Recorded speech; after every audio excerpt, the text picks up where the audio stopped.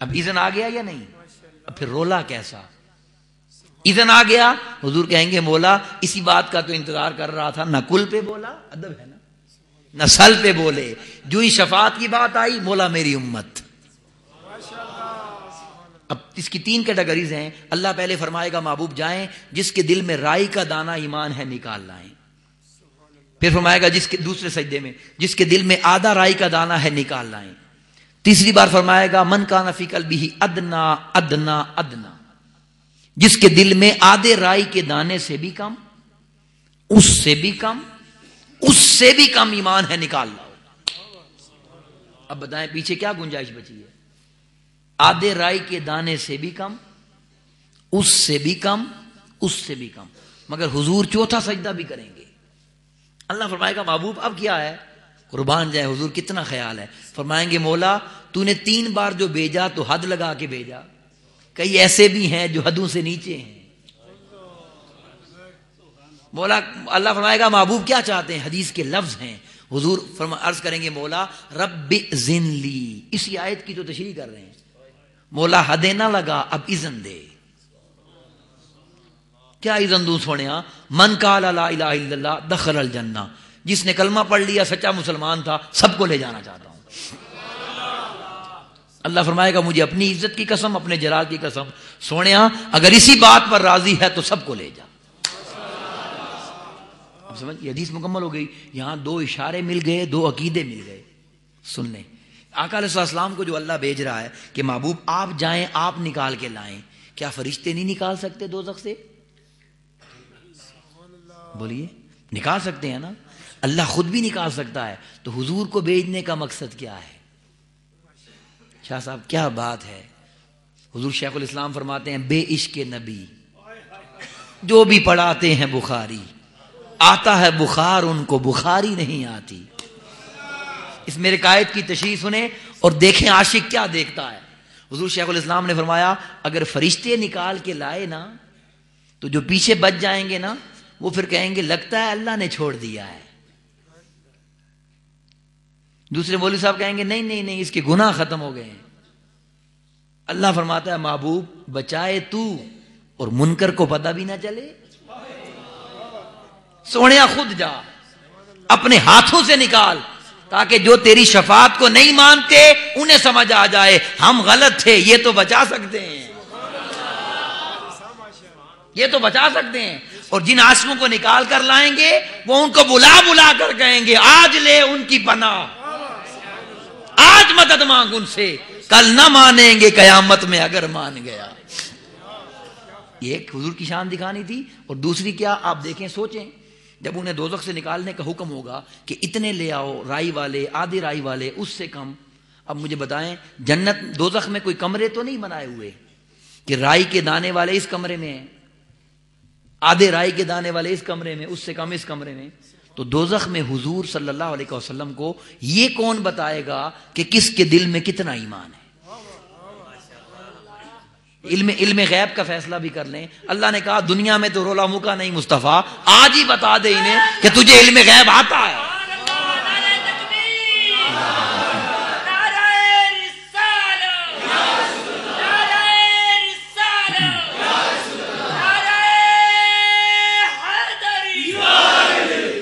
اب اس وقت جو کہتے ہیں نا علم غیب نہیں آتا، وہ سوچیں گے ہمیں تو اپنے ایمان کا پتہ نہیں، اور ان کا علم اتنا پختہ ہے کہ انہیں تو پوری کائنات کے ایمان کا پتہ ہے۔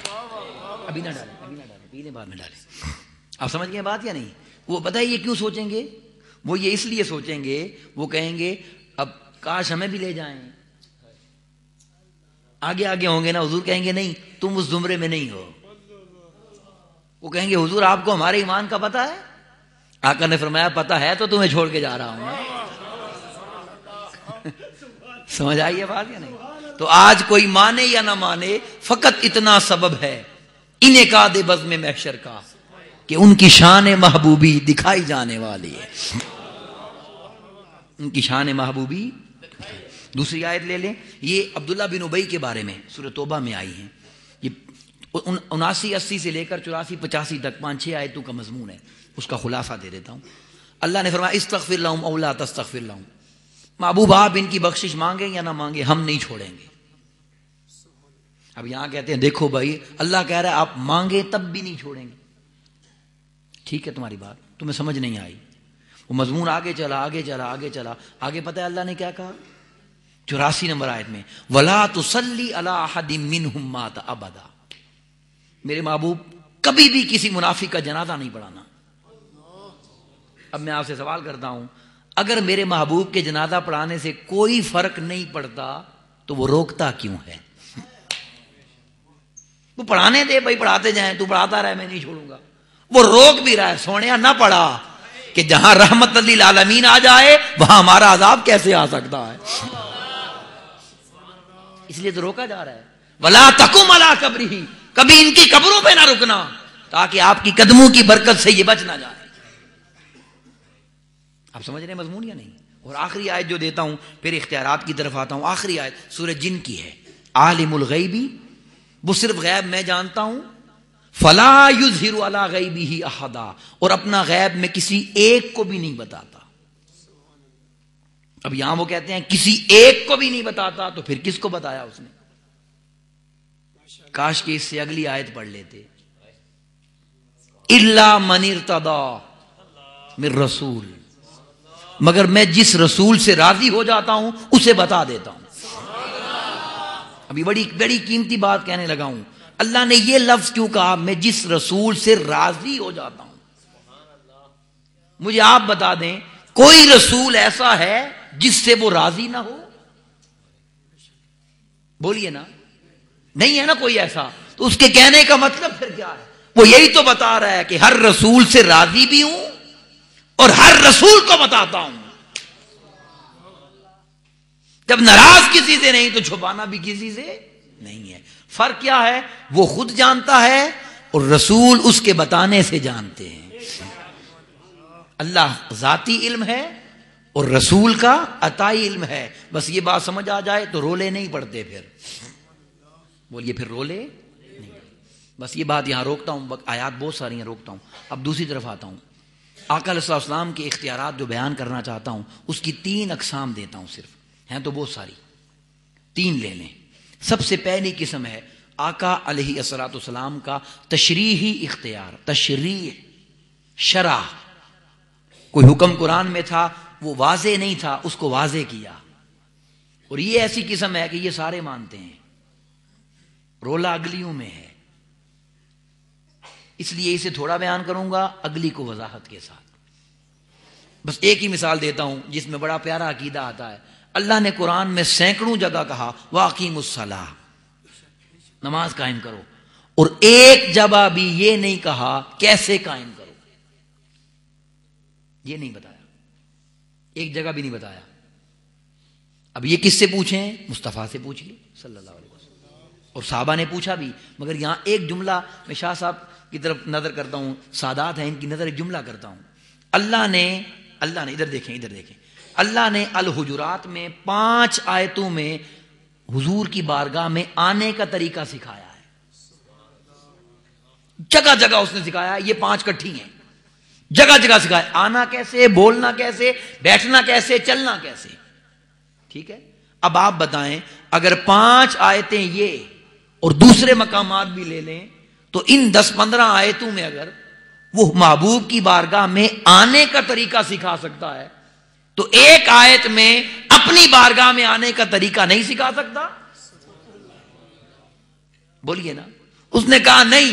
اس نے راز بتا دیا. اس نے کہا آؤ میری بارگاہ میں کیسے آنا ہے یہ ان سے سیکھو اور ان کی بارگاہ میں کیسے جانا ہے یہ مجھ سے سیکھو. آئیے سمجھ. اب اللہ کی طرف جانے کا طریقہ سکھانا یہ مصطفیٰ کی سنت اور مصطفیٰ کا ادب سکھانا اللہ کی سنت. صحابہ آگے یا رسول اللہ صلی اللہ علیہ وسلم کیف نصلی, حضور نماز ہم کیسے پڑھیں گے؟ بڑا سادہ سا جواب تھا کہ بھائی جیسے میں پڑھوں گا ویسے پڑھو. جیسے استاد سے پوچھنا ہو نا میں کیسے لکھوں, استاد کہتا ہے بیٹا میری طرح لکھو, میری طرح چلو, میری طرح بولو. مگر حضور نے یہ نہیں فرمایا میری طرح پڑھو.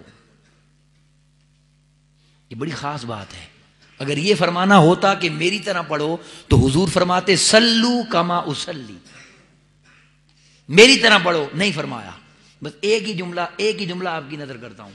اگر فرما دیتے کہ میری طرح پڑھو، اگر حضور فرما دیتے کہ میری طرح پڑھو تو یہ دنیا تو حسین جیسا سجدہ نہیں کر سکی، یہ دنیا تو حسین جیسا سجدہ نہیں کر سکی، مصطفیٰ جیسا کس نے کرنا تھا؟